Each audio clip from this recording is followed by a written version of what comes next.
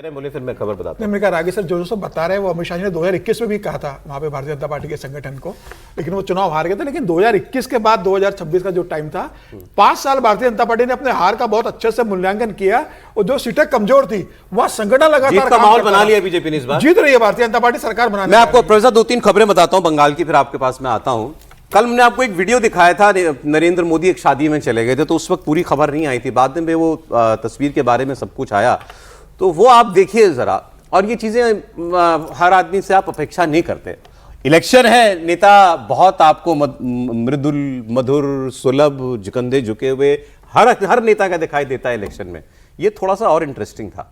सिलीगुड़ी में वो शादी के समारोह में शरीक होने के लिए नहीं गए थे, वो शादीशुदा जोड़े से इस बात के लिए रिग्रेट एक्सप्रेस करने गए थे कि सिक्योरिटी की वजह से आपके कार्यक्रम में कहीं कोई विघ्न ना पड़ा हो, कि हमारी वजह से यहां बड़ा सुरक्षा का तामझाम हो गया। वो एक रिजॉर्ट में शादी होनी थी, तो वो असुविधा पर वो खेद प्रकट करने के लिए वहां पर प्रधानमंत्री गए थे। इसमें अगर ऑडियो भी है तो सुना दीजिए।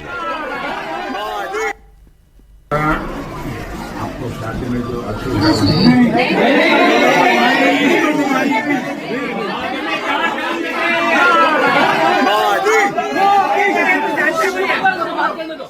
छोटी छोटी बातों से आदमी जो है थोड़ा दिल जीतने की कोशिश करता है। मैंने कहा इंटरेस्टिंग तस्वीर थी, मैं आपको दिखाऊं। अब देखिए एक और बड़ी खबरें। पश्चिम बंगाल के इलेक्शन से पहले ईडी ने आईपैक, जो वहां जो एजेंसी है इलेक्शन स्ट्रैटेजी की, जो पीके प्रशांत किशोर की थी, वो अब अलग हो गए, उसके यहाँ छापा पड़ा था। उसमें ममता बनर्जी पहुंच गई थी, सुप्रीम कोर्ट गए, सुप्रीम कोर्ट ने भी फटकार लगाई बंगाल सरकार को, ममता बनर्जी की कंडक्ट को ठीक नहीं बताया। उसके बाद दोबारा एक बार फिर छापे पड़े। अब आईपैक के को फाउंडर और डायरेक्टर विनेश चंदेल को गिरफ्तार कर लिया गया है और चंदेल को 10 दिनों की ईडी रिमांड पर भेज दिया गया है। यह गिरफ्तारी पश्चिम बंगाल के चर्चित कोयला घोटाले से जुड़े मनी लॉन्ड्रिंग के मामले में की गई है। आईपैक मतलब इंडियन पॉलिटिकल एक्शन कमेटी साल 2021 से तृणमूल कांग्रेस की चुनावी रणनीति और कैंपेन मैनेजमेंट को संभाल रही है।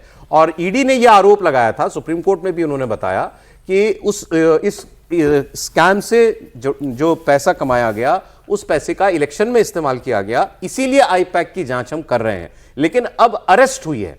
अरेस्ट कोई भी एजेंसी तब करती है जब उसके पास कोई प्रथम दृष्टया कोई ऐसी चीजें उसके हाथ लगती हैं जो जोड़ती हो उस व्यक्ति को या उस संस्था को, उस व्यक्ति को उस क्राइम से जिसकी वो जांच की जा रही है। ये पहली बात तो ये एक इंपॉर्टेंट था। दूसरा में एक आरोप तृणमूल कांग्रेस ने और बड़ा लगाया, उसकी मैं बात करूंगा। लेकिन प्रोफेसर साहब, झगड़ा बंगाल का इससे ही बड़ा बना था और बीच इलेक्शन ये कार्रवाई हो रही है। देखिए, ईडी एक्शन ने तो आम आदमी पार्टी के वो साउथ लॉबी वो सारी करके किया था, और उसका नतीजा क्या निकला ये तो हम सब जानते हैं कि ईडी किस तरह एक्ट करती है, इसके जितने सेंट्रल एनफोर्समेंट एजेंसीज हैं वो किस तरह काम करती हैं। लेकिन अगर खासकर इस केस को भी मैंने बहुत ध्यान से आज पढ़ा और समझने की कोशिश की, एक चीज़ तो बड़ा क्लियर है कि इन्होंने पूरा बीड़ा उठाया हुआ है ममता बनर्जी के इलेक्शन का, चाहे उनको डिटेल्स हों, सारी चीज़ें हैं, और उसको कहीं ना कहीं उस चीज़ से भी जोड़ रहे हैं जो एक तरह से करप्शन का मामला है पूरी तरह से तृणमूल कांग्रेस का, उससे जोड़ के वो दिखा रहे हैं। लेकिन मुझे तो ये क्लियरली लग रहा है कि ये इलेक्शन के पहले की जो तैयारी है वो है, और इसमें बीजेपी काफ़ी आगे है इस चीज़ में। और आम आदमी पार्टी वो दिखा दिया, उसके जजमेंट ने दिखा दिया कि क्या हुआ था और क्या नहीं हो सकता। तो मुझे लगता है एक तस्वीर यहाँ पे भी दिखेगी आपको। लेकिन आने वाले समय में ये भी बता दूं, पब्लिक इसको ध्यान नहीं दे रही है, और जितना भी काम इनको करना था वो इलेक्शन के पहले वो सारा कुछ कर चुके होंगे। और जिस तरह से ममता जी ने उनके ऑफिस में जाके वो आईपैड और पेन ड्राइव और कंप्यूटर्स लेके आए, तो वो भी दिखा रहा है कि कहीं ना कहीं इसमें कोई ना कोई राजनीतिक पेच जरूर है। सौरभ जी, एक आरोप जो है तृणमूल कांग्रेस की तरफ से लगाया गया है कि पुलिस को हटा के जो सेंट्रल एजेंसियां हैं जो लगाई गई हैं वहां पर, सेंट्रल एजेंसी कह रहा हूं, माफ कीजिएगा, सुरक्षा बल जो लगाए गए हैं, वो पुलिस थानों पर जाकर के अधिकार जमा रही हैं। ये आरोप जो सांसद हैं एक इनकी सागरिका घोष, उन्होंने ये आरोप लगाया है। अब इस आरोप की सच्चाई तो ग्राउंड पर बिल्कुल जाकर के पता चलेगी, लेकिन अपने आप में जो आरोप है ये लोगों के बीच में एक आप कह सकते हैं ना कंकर फेंकने वाला है कि भाई यहाँ सब कुछ शांत है, वहां पर एक बार फिर से जो है थोड़ी हलचल पैदा करो। वो लिख रही हैं कि not only there has been unprecedented deployment of central forces in Bengal but reports that central forces are now taking over police stations, selective arrest are being made under harsh laws. और फिर इसमें वो कह रही हैं कि भारतीय जनता पार्टी करा रही है और मोदी शार मर्डरिंग डेमोक्रेसी। ये किसी भी क्लॉज के तहत ये मुमकिन है क्या कि सेंट्रल एजेंसी जो है वो पुलिस का काम करने लगे? देखिए, सबसे पहले तो ये कि अगर कोई सामान्य व्यक्ति इस समय लिखता तो उसके खिलाफ कार्रवाई होती और हो सकता है कि उसको डिटेन भी कर लिया जाता, क्योंकि ये सीधे सीधे अफवाह फैलाना है, झूठ फैलाना है। जो सेंट्रल एजेंसी होती है वो डिप्लॉय की जाती है किसके कहने पर? जाहिर है जो वहां का सेक्टर मजिस्ट्रेट होगा, जो उनकी बटालियन का कमांडेंट होगा, उनके कोऑर्डिनेशन से वो चलती है। और वो कौन कोऑर्डिनेट करता है? अंत में वही जिला प्रशासन होता है, वही डीएम होता है, वही एसपी होता है या सीपी होता है, या जो भी वहां जिस तरह की व्यवस्था अलग अलग जगह पर होती है। तो एक तो ये सीधे सीधे अफवाह फैलाने की कोशिश है। दूसरा, जब सेंट्रल एजेंसी चुनाव के समय डिप्लॉय की जाती है या नॉर्मल सिनेरियो में भी डिप्लॉय की जाती है, तो उनको कोऑर्डिनेट करने का काम वाया लोकल पुलिस होता है। लेकिन चूंकि बंगाल में जिस तरह से जिसको कहते हैं ना कि हाथ मिले हुए हैं कैडर के और वहां के पुलिस के, तो उसमें चुनाव आयोग ने यह एहतियात बरता है कि लोकल पुलिस किसी भी तरह से डेविएट न कर सके, कुछ कंफ्यूजन न क्रिएट कर सके, उसके लिए अथॉरिटी दी गई और इसीलिए वहां सबसे ज्यादा स्थानांतरण भी हुए। तो मुझे लगता है यह स्पष्टता समझना होगा, कोई पुलिस थाने पर जाकर सेंट्रल एजेंसी नहीं कब्जा करने वाली, ना वो वहां बैठेगी, लेकिन हां कमांड के तौर पर निश्चित तौर पर सेंट्रल एजेंसियों का एक रहेगा। बंगाल में सीपीएम के दौर से ही पुलिस प्रशासन और पार्टी एडमिनिस्ट्रेशन दोनों के बीच में हमेशा संबंध रहा है जी। जो पार्टी चाहती है वही पुलिस काम करती है, ये सबको पता है। टीएमसी के दौर में भी वही कार्य संस्कृति रही है।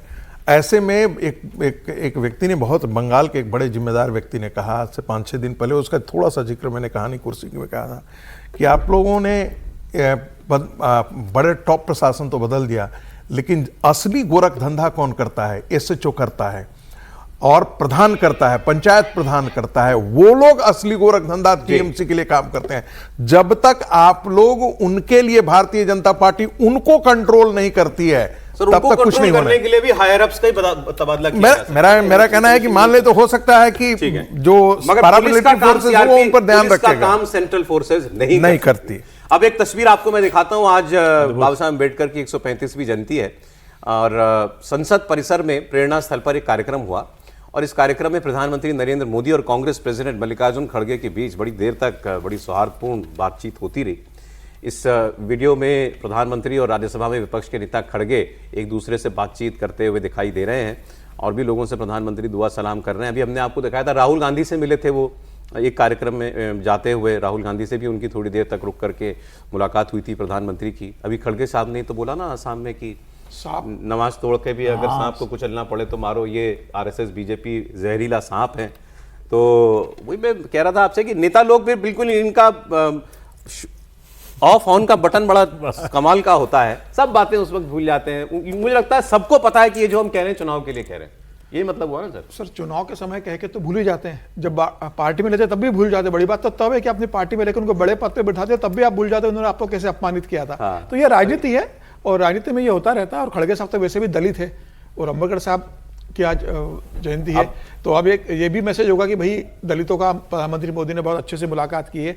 खड़गे साहब बड़े नेता है, प्रधानमंत्री मोदी सबसे मिलते हैं। हाँ। और राहुल गांधी से भी अगर मिले, जो राहुल गांधी जिस तरीके से राहुल गांधी का व्यवहार रहा है, खड़गे साहब का तो ठीक है एक आध उदाहरण होगा, राहुल गांधी का तो उदाहरण भरे पड़े जब उन्होंने प्रधानमंत्री मोदी के खिलाफ व्यक्तिगत हमले किए, अपशब्दों का प्रयोग किया, तब भी बड़ी अच्छी उसके बाद प्रधानमंत्री मोदी इतने सम्मान से राहुल गांधी से बात करते हैं, प्रधानमंत्री की बड़ी बात है। लेकिन अभी देखिए ना, अभी तो अभी इलेक्शन बाकी है, इलेक्शन में भी और बहुत कुछ कहा जाएगा, जवाब दिया जाएगा, लेकिन अभी तो इन दोनों के बीच पता नहीं, वहां तो ऐसा नहीं मौका होगा। लेकिन प्रधानमंत्री ने सारे दलों से महिला आरक्षण संशोधन पर जो है साथ मांगा हुआ है और कांग्रेस पार्टी जो है, कांग्रेस पार्टी जो है उसमें कोटा में कोटा और फिर डिलिमिटेशन में नॉर्थ साउथ, ये सारी बातें जो वो हैं वो कह रही हैं। अब प्रधानमंत्री यही अगर यही कह लेते खड़गे साहब, वो बातें देख लीजिएगा जरा आप। नहीं, उसमें ये भी है ना कि एक कहीं बॉनहोमी जो पहले दिखा था राहुल जी के साथ, यहाँ भी दिखाने की कोशिश कर, और ये ओकेजन ही ऐसा है कि जहाँ आप बहुत ज़्यादा एक्सपेक्ट नहीं कर सकते हैं कि वहाँ भी वाद विवाद हो।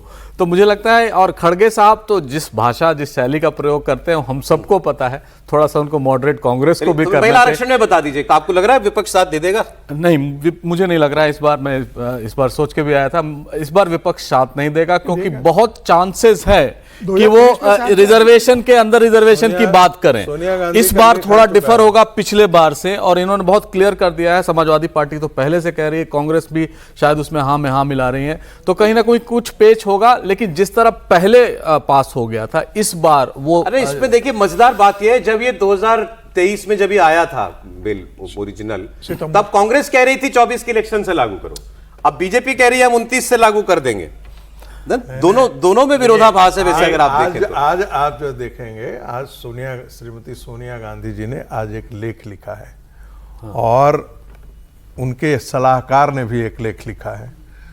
दोनों लेख का दो निष्कर्ष है, एक तो कि ये अनकॉन्स्टिट्यूशनल है, दूसरा ये डिलिमिटेशन पहले करना चाहते हैं, यानी कि जनसंख्या का जो गणित होना है उसके पहले ही ये डिलिमिटेशन करना चाहते हैं। और ये पूरा तैयारी इसलिए ऐसा कर रहे हैं कि अभी के विधानसभा चुनाव को प्रभावित करना चाहते हैं और 2019 की तैयारी करना चाहते हैं। इसलिए ये ठीक नहीं है, ये सोनिया गांधी के लेख का लब्बो-लुआब है। तो मुझे नहीं लगता है कि कांग्रेस पार्टी जो है उसके समर्थन में जाने वाली है। नहीं तो फिर वो कैसे कहेगी? अभी मैंने सुना कांग्रेस के लोगों को ये कहते हैं कि हम तो डे 1 से कह रहे हैं कि पहले फुर्सत में इसको लागू करो। प्रधानमंत्री यही तो एक्सपोज करेंगे उनको। इसमें जो सबसे बड़ी चीज है, ये ठीक बात है, सोनिया जी ने लेख लिखा है और उसको एंटी कॉन्स्टिट्यूशनल कहा है। तर्क भी उनके कुछ हद तक ठीक है, सलाहकार ने भी तो इंडियन कुछ एक्सप्रेस सलाहकार में ने भी लिखा लिखा है। लेकिन मूल बात क्या है? देश की जनता को दिख रहा है, महिलाओं को दिख रहा है कि अगर ये हो गया तो हमें 33% सीटें महिलाओं को मिलने वाली, और अगर ये रुक गया तो हमारी सीट गई। तो अब अगर कांग्रेस और विपक्षी रुक गया वाले खेमे में जाना चाहते हैं तो उसके बाद नरेंद्र मोदी की अगली कैंपेन क्या होगी, उसकी तैयारी करें। उनको ओबीसी की चिंता करनी है ना, वो उसको ओबीसी पर ले आए ना। जो वो भी 3 दिन की चर्चा में जरूर ममता जी तो पहले से क्लियर है, वो तो बोलती है कि हम 33%